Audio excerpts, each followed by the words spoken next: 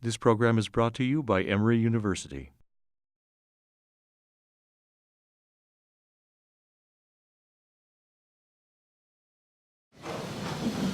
Good afternoon, everyone, and thank you so much for coming. We're going to jump right in. I am going to take a moment to introduce our panel members, and we'll get started shortly thereafter. So, how are we doing the presentation? We already set up the presentation? I believe so, yes, All and I right. think that Mr. Highsmith is planning to go first. Okay. So, our panel member, we have Mr. Richard Highsmith. Richard Highsmith is a special assistant attorney general for Rabun and Lumpkin counties. Prior to his work as a SAG, Richard frequently represented children and parents in juvenile court delinquency and dependency proceedings. He is a member of the board of directors of the Georgia Association of Counsel for Children, where he serves on the advocacy committee. Richard lives in Northeast Georgia with his wife Angela, and who is an attorney, and their 5 children. Mr. Richard Highsmith. Please hold your applause till I finish with all, because I know you're waiting to applaud. So.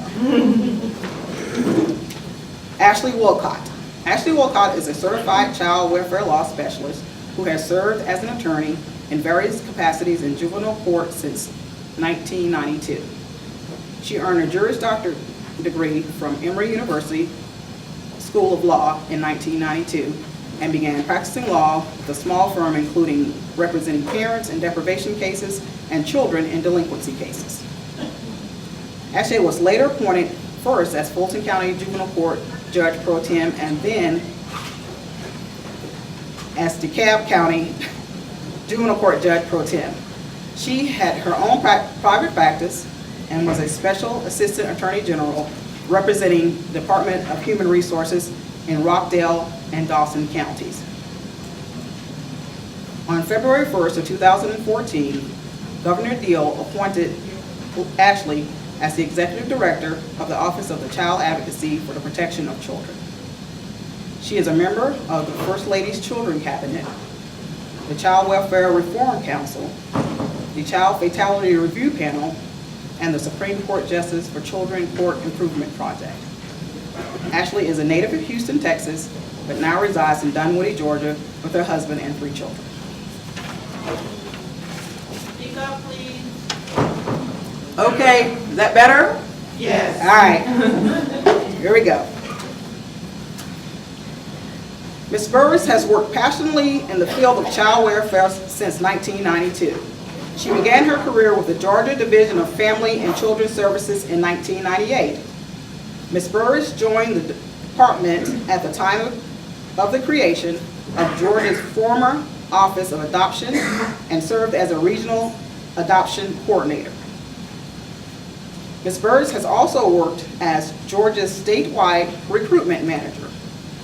This position provided Ms. Burrus with the unforgettable opportunities, including being a core member of the development team for Georgia's Impact curriculum used for training and development of foster and adoptive parents.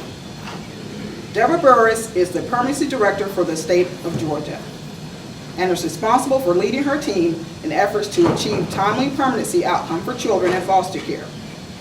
In this position, she oversees adoption program, guardianship program, and the recruitment of adoptive homes. Throughout her career with the department, she has worked diligently to accomplish best outcome for children while ensuring the quality and safety of foster, adoptive, and relative homes. Ms. Burrus has served on the National Foster Care Managers Board and has a BS degree from Auburn University. Please help me in welcoming our distinguished panel.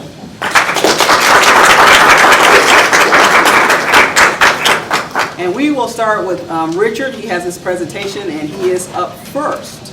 So are we?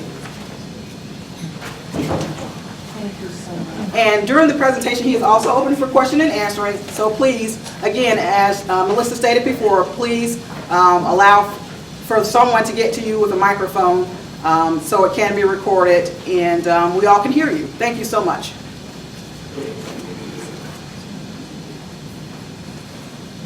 Hello there, thank you. I recognize some of you. I don't know some of you yet, but just kind of curious about the diversity of experience with the people that we have here. How many people here are attorneys? Okay, so it's a good number, most of them. How many, so non-attorneys? How many people work for the Department of Family and Children's Services either directly or as a SAG? Okay. How many people represent children?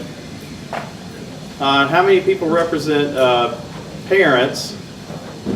And how many people do a little bit of everything? All right.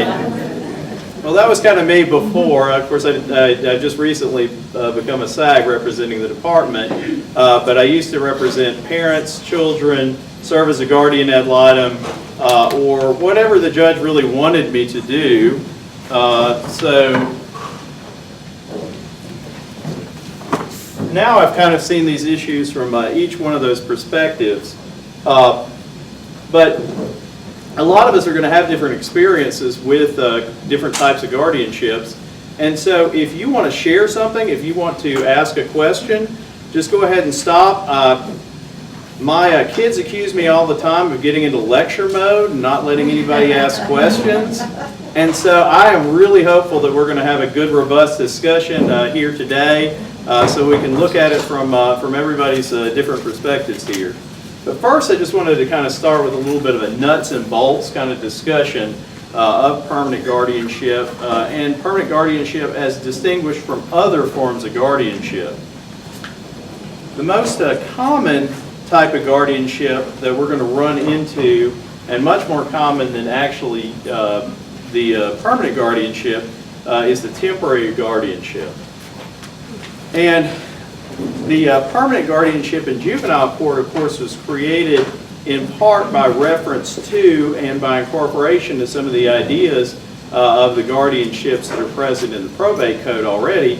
But for every one of the permanent guardianships that are out there that are in the process of being created, there are dozens of temporary guardianships being granted for all sorts of different reasons by the probate courts, and most of them are terminated at will by the parties and never really make it into any courtroom except for, unless the probate judge wants to issue it and take the oath in the courtroom.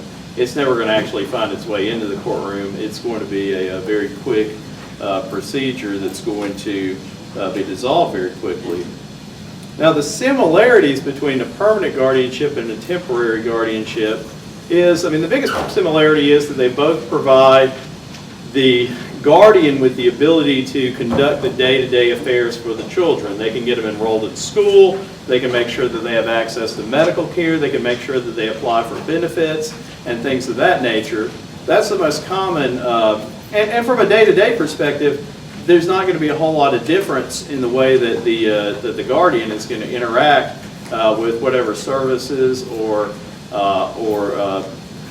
things that the child's involved with. So either one of them are going to be the ones who are going to be signing the waiver of liability for the Little League team, but the differences beyond that are pretty vast.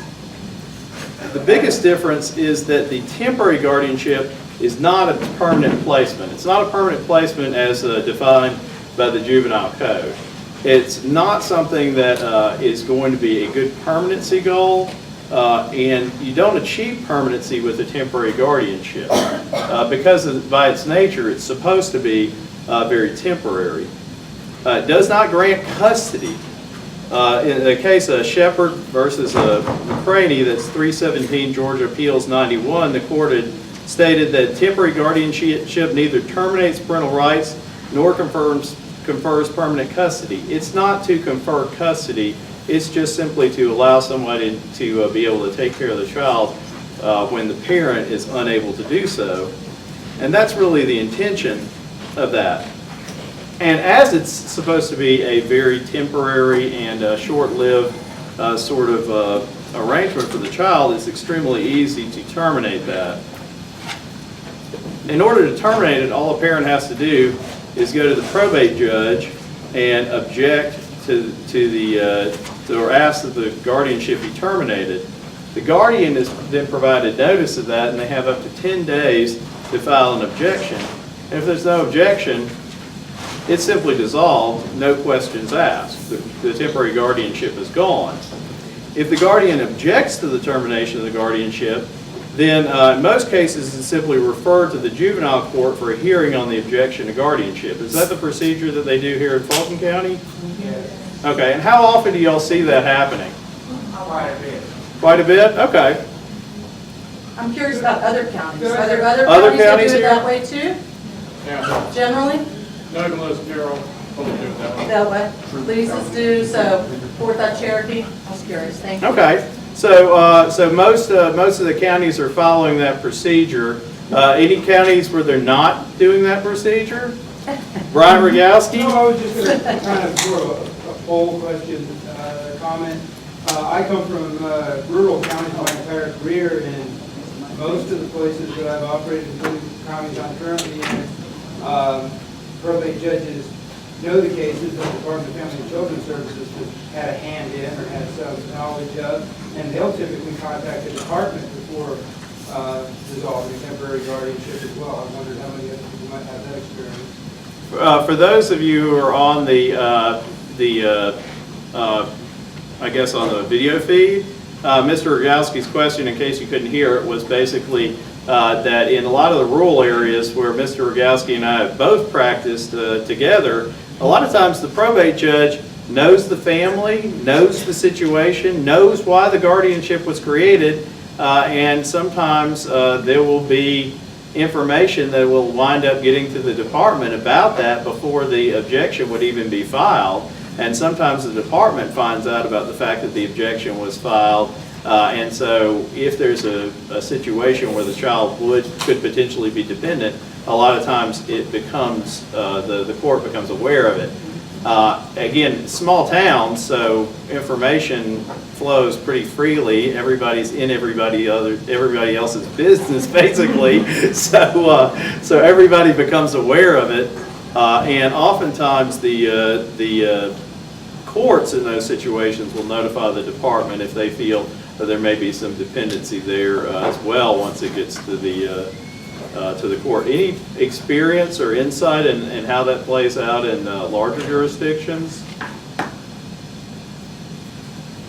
And then do we have a microphone? No, we only have one, so if you could stand Oh, and okay. state your question. Yeah, or and I can bring them. I'll take it. Okay, thank you very much. Yes. Excuse me. I'll go around.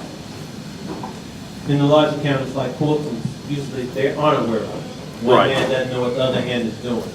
Okay. So from a procedural standpoint and a paperwork standpoint and all the due process, the probate court routine would just send it to the juvenile court or the juvenile court to determine whether or not if somebody objects, but they wouldn't automatically just notify defects. Right. Okay. Now sometimes defects might send somebody to the probate court without notifying the juvenile court. Uh-huh. But Okay. Okay, thank you. Ms. Burrus, you think it was an accident? Oh, it's an accident. You want? Okay, any other questions? Okay, so in that situation, the court is going to, the termination of the guardianship is going to go to the, juvenile court, and in the juvenile court, the burden of proof is placed on the guardian to terminate that guardianship. So the standard of proof that's required is that the guardian must show by clear and convincing evidence that the terminating the guardianship would result in long-term physical or emotional harm to the child, and that keeping the guardianship in place is in the best interest of the child. That's Bode versus Daniels, and what Bode v. Daniels did is it simply extended the same standard of proof and the same issues for consideration by the court that were in the Clark v. Wade case, which of course sets out the standard for your grandparent or relative custody case in Superior Court.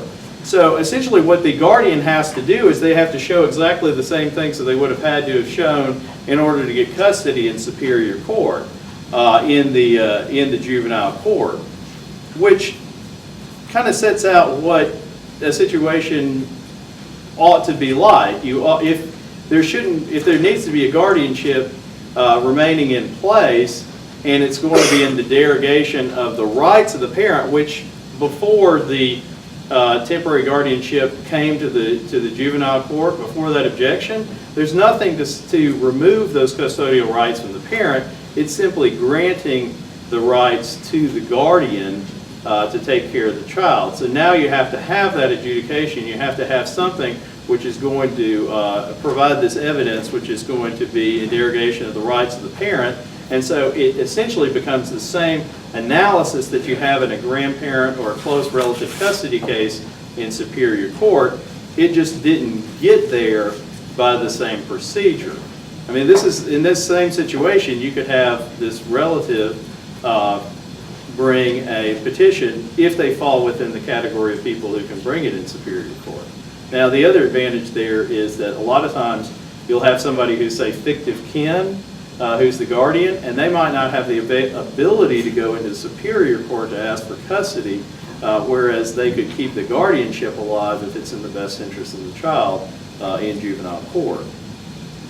And basically, a parent won't be deprived of their child absent a showing of some kind of parental unfitness. Now, termination of a permanent guardianship. Okay, now this is a big open question as to it, because the statute does not provide a clear mechanism by which anyone other than the child or the guardian, or some kind of a change in circumstances as to the child or the guardian, results in a change or modification or vacation of that permanent guardianship. And we'll talk about that a little bit more here. And the reason is the statute states that in order for a guardianship to be modified, there has to be a material change in circumstances of the child or the guardian such that there needs to be a modification of the guardianship. It doesn't say anything in here, of course, about a change in circumstances of the parent. So the split of opinion here, and that's directly from the statute, 1511-244, if there's a change in circumstances of the parent, perhaps somebody else needs to bring that up if it's going to be to the benefit of the child to modify that guardianship. Now, how have people seen parents bringing actions to set aside guardianships? Has anybody Show of hands, yes, no?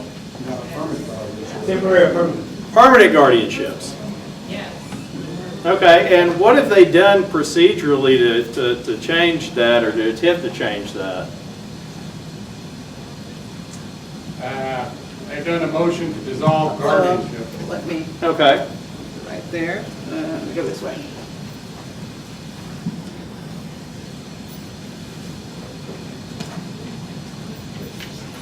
Attorney filed a motion to dissolve guardianship in the juvenile court, and then there's been a split response. Okay. The juvenile court said it no longer had jurisdiction of these cases, and point blank refused to hear it. One juvenile court took it as, basically treated it as a motion to modify case plan rule, and one juvenile court demanded that they actually show the change in circumstance of the child or guardian, and really refused to take any evidence as to the parent's situation. So what was the result of the motion in that last one where they wanted to show the change in circumstances from the parent? And that one,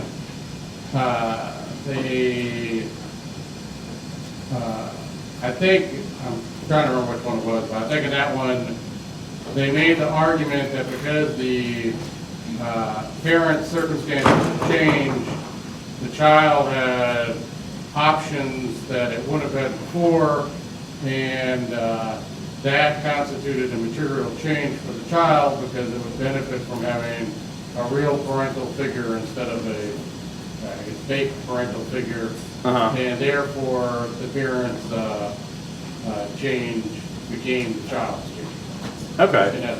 Did the guardianship then was that dissolved, or did they make the parent the guardian? I guess if they made the parent the guardian, it would just have the same effect, so they just dissolved it at that point? Well, in that case, the judge told them to go outside and talk, and then the, Okay. and then the guardian agreed to the dissolution. Okay, gotcha. Thank you.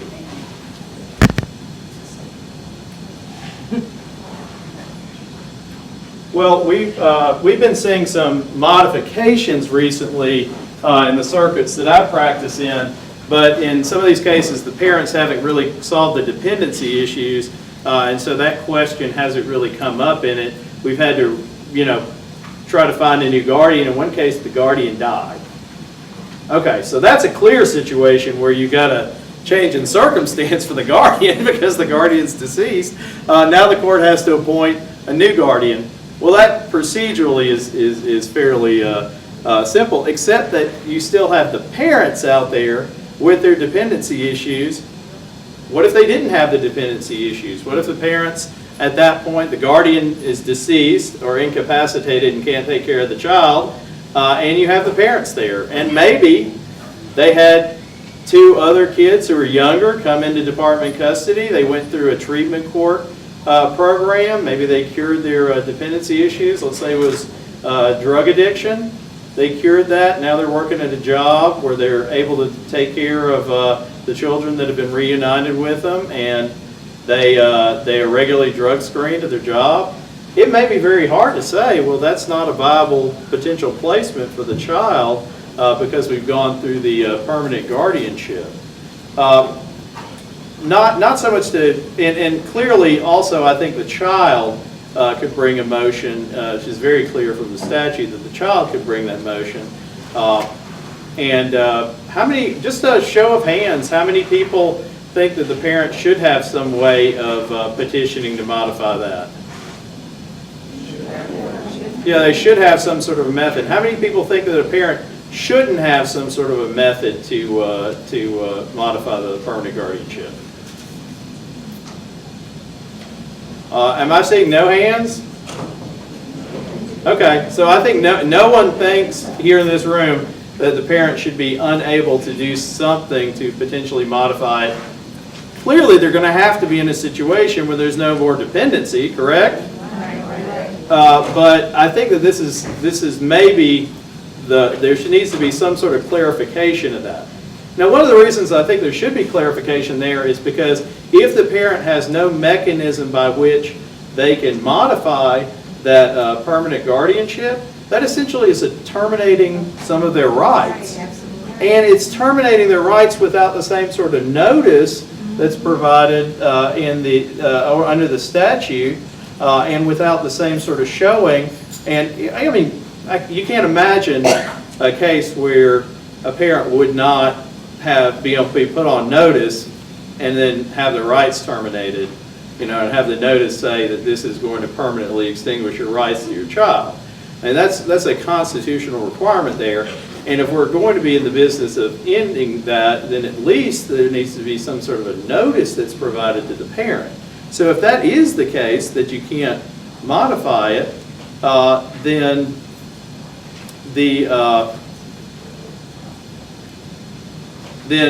who's going to provide the notice to the parents? I mean, I think one of the natural choices would be the parent's attorney would have an obligation to say, look, the state of the law at present doesn't give you a clear way to terminate this guardianship.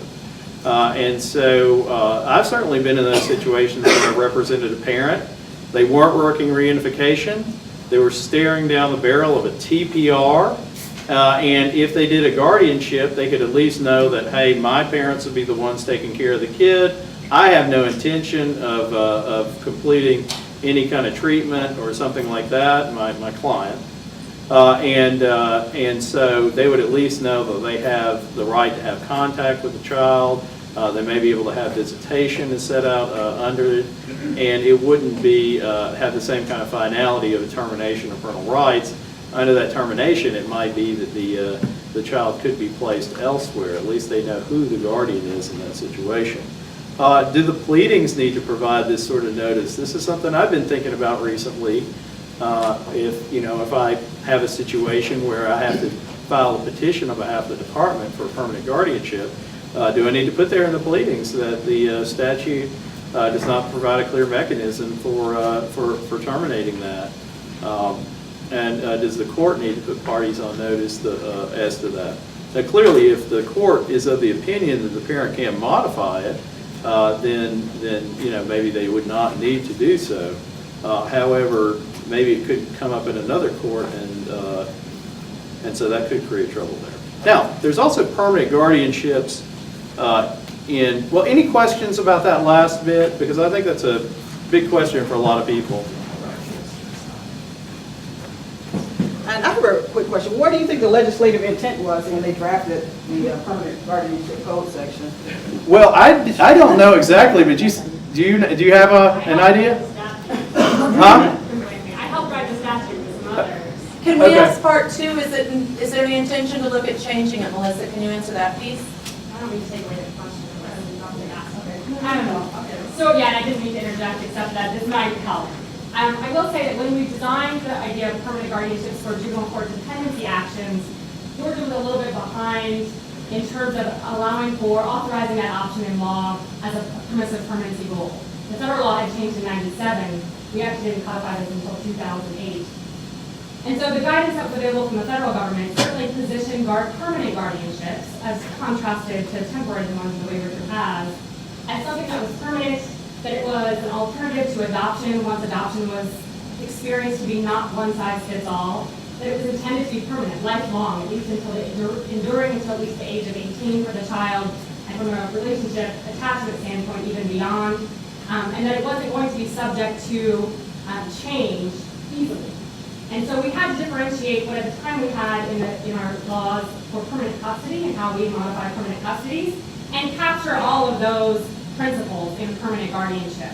And so it was intentional, the way that it was written, to not omit the parent, at least not authorize it explicitly. It's interesting to hear how it's been interpreted and being used. But all the language there about making sure that the modification was based on a change in the child's circumstance or the guardian's circumstance was very much meant to carry forward these ideas, these policy goals of making sure that it was permanent in the way that adoption is permanent, but for the unnecessariness of needing to terminate parental rights. I think you're right, that what we don't have in Georgia, and this answers Ashley's question, I think there's some interest in looking at what to do when you need a successor guardian. Many states have a whole statutory construct around creating successor guardians when you have the death of a guardian, when there's a guardian who no longer wants to be a guardian, and what to do in those kind of circumstances as the next step in order to respect that in the void, you don't have to contend with the parent's parental rights. In this context, and I don't want to convey that it was meant to be anti-parent. It was meant to appreciate the dynamics in juvenile court dependency actions where you already have the state intervening and saying that the parent is unfit and ordering a permanent guardianship, essentially over the will of the parent. So it was meant to be a permanency goal in the same way, again, that we effectuate adoption, so procedurally different. So I don't know if that was clear enough, but that did want to actually emphasize that was intentional, very intentional in the way that it was designed. I'm very curious about the practitioner viewpoint about provisions that need to be made now that we've had some experience working under that statute. So thank you for that. One question here. Thank you for your patience.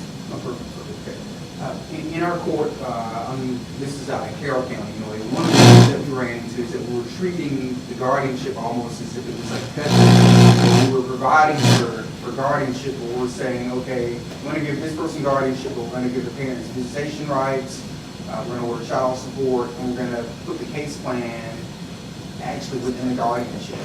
Okay.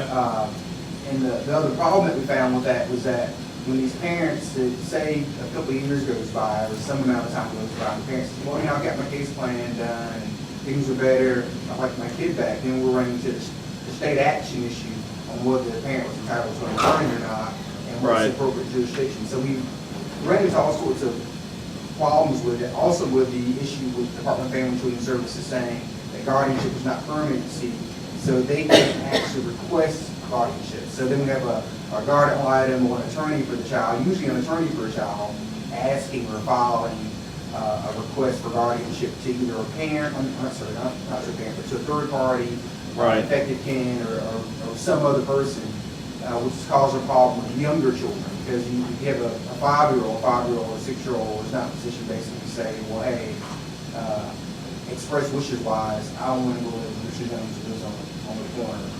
So it's created lots of problems, but the bigger problem, of course, is the state action.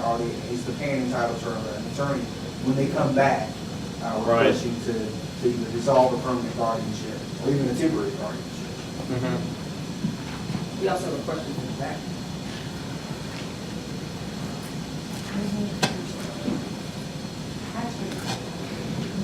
It was me, but he pretty much said, I represent you back on that, and in the county's back when we did guardianships, because we have that. Same thing, we put the case plan in the guardianship order, so that the parent had something to reflect. And then later, unfortunately, we found more, it wasn't the parents coming back, it was the guardians coming back. Right. So I haven't really had the option of the parents coming back on. I just pretty much remember what you said, that's how we do it. I speak pretty loud. Oh, well, I think we have to get it on the microphone for people who are watching via video.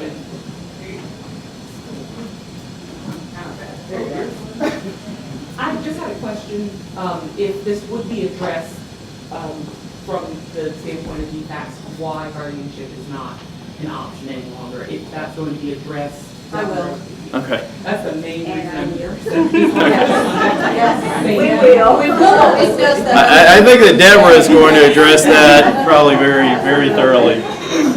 Another side issue that's come up on that is that if a guardianship ends at 18, under the new Health Care Act, a child can get health care benefits up until they turn like 24.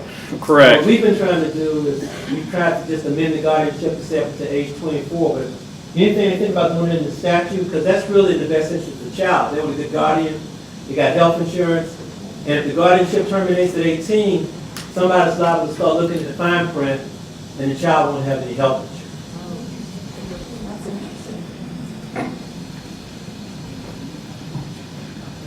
I agree that oftentimes these the statute, which says 18, is not necessarily going to encompass what that child needs, and so being able to extend that guardianship, just like if you had a parent, your parents can't tell the child, okay, come stay here in my home, but I can still put you under my health care plan, and so that's certainly a benefit to young men and women who are just trying to make it, and so I think that certainly that sort of extended rights. I mean, how many people here do divorce work or have done divorce work in the past? And oftentimes your divorce settlement agreements or orders will include things that go beyond age 18, because realistically, you're not done with your kids when they're 18 years old. None of my kids are 18 yet, so I don't know. Maybe my kids will be independent, but I doubt it. So certainly that needs to be, so certainly there needs to be some consideration given there. Now, ask your questions from Carroll County. What is your name? Nathaniel Smith. Nathaniel Smith, and what is your name, the SAG? Lisa Malice. Lisa Malice, that's right. So Nathaniel and Lisa's question about the guardianship, the permanent guardianship. So the statute doesn't say that you have to say exactly why there's a dependency issue there, but certainly if you include the case plan issues there in the and the case plan goals in there, it's going to set out for the court, if they need to be considered in the future, why is this child in a permanent guardianship? Why are we not doing reunification? Of course, you may be able to go back and look at a non-reunification order that preceded it, but I think that it's helpful to set that out in there, particularly if there's going to be some availability for the parent to be able to come back and to take care of that in the future, it's going to be very helpful to say, okay, the reason that this permanent guardianship was created is because the parent had not successfully addressed their drug dependency, they had not obtained stable housing and income, or they had not appropriately addressed their mental health needs. And so even if they don't bring a petition at some point in the future and somebody else, like say the child, brings a petition, I've had plenty of clients who were children who asked me to get them a guardianship with a relative because the department did not feel like going that way. So, you know, it falls upon me, my clients telling me I want to stay permanently with my grandparents, so get me custody or guardianship from that judge so I can stay with my grandfather over the objection of the department. So I've certainly done that, and in those situations, I think it'd be very helpful to know what the causes of dependency were there. Let's see. I'm just going to skip through these things here on permanent guardianship, but I think there's one thing that you have to consider, and that's what the parent is thinking when you say guardianship. I mean, how many people have had an experience where you've said to a parent that they're either going to terminate your rights or there needs to be a permanent guardianship in place? And they'll say, oh, permanent guardianship, no problem. Because they're thinking temporary guardianship. Well, they may have had experiences with maybe being incarcerated or something of that nature and needed somebody to care for the child. In that situation, they probably got a temporary guardianship for the caretaker of the child. And in that situation, so the understanding as far as the parents go of a guardianship is likely going to be that of a temporary guardianship. That's what they're going to be thinking when they hear the term guardianship. And so I think if there is a situation where they are not going to be able to petition to modify that, then at the very least there has to be extensive notice given to them about what the state of the law is. And without that extensive notice, you're not going to be able to end those parental rights that would be essentially ended or possibly effectively terminated by the entry of a permanent guardianship. Okay, any questions? Any more questions? Yes. Yeah.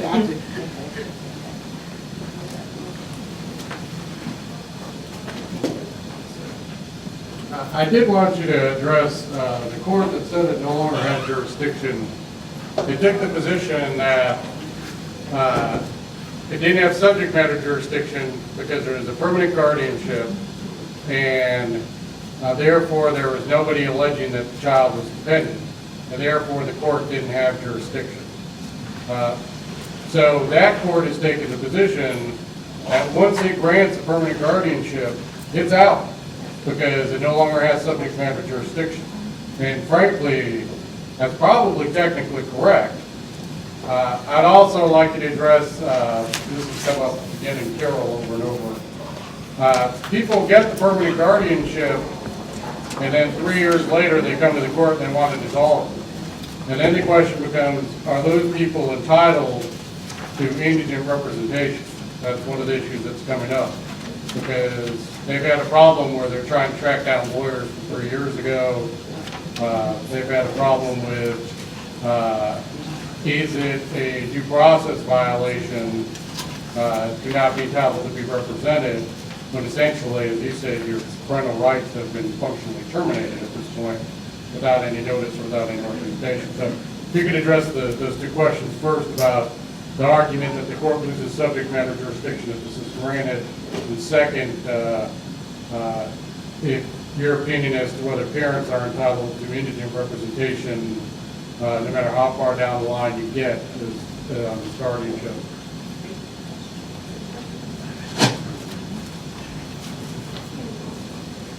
Well, I'll preface this by saying I have not looked recently at any of the case law as to what exactly is necessary for indigent representation. I know that in the termination case, you have an absolute right to it, or if the state's bringing an action to end the parental rights some way or another, then they're entitled to indigent representation. But I guess the question is whether or not at that point it becomes a private action and whether or not somebody's entitled to representation in the private action if, say, they're bringing the action against the guardian and not the state. I don't have a clear answer to that. But I think if this is something that terminates the rights, if there's some sort of a termination of the rights there, maybe they may be more likely to have the right to ongoing counsel in that case. So that's not really an answer, just words of thought as to that. But as to the jurisdiction issue, the statute states very clearly in 1511-244 that precedes this. This is section C.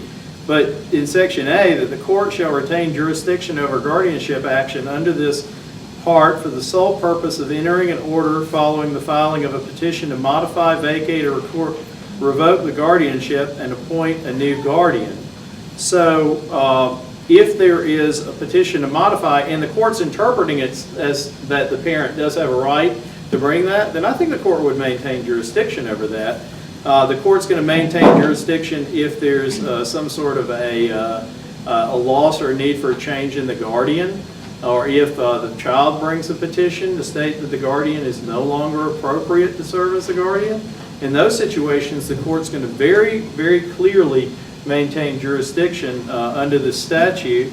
And I did not see any case law that interpreted that. Of course, I wasn't looking specifically for that, but I haven't seen anything that interpreted that section. But I mean, I think that court's going to retain jurisdiction until some other court takes jurisdiction over the child. The child's still a dependent child if there's a permanent guardianship order in place, so that child would still be under the jurisdiction of the court who issued that order.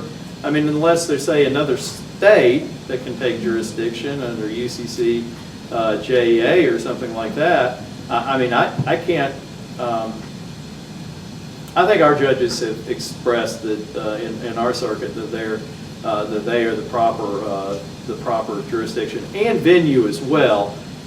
If it comes back there, whether or not there needs to be a change of venue might be something for the court to look at. But certainly jurisdiction to modify that is going to stay with the court that issued the order. Thank you. Yes. We're going to try to cut it off here so everybody can get their presentation in and we can get some more questions in for everybody. So we're going to go ahead and let Ashley start her presentation, and thank everyone. So please thank Richard.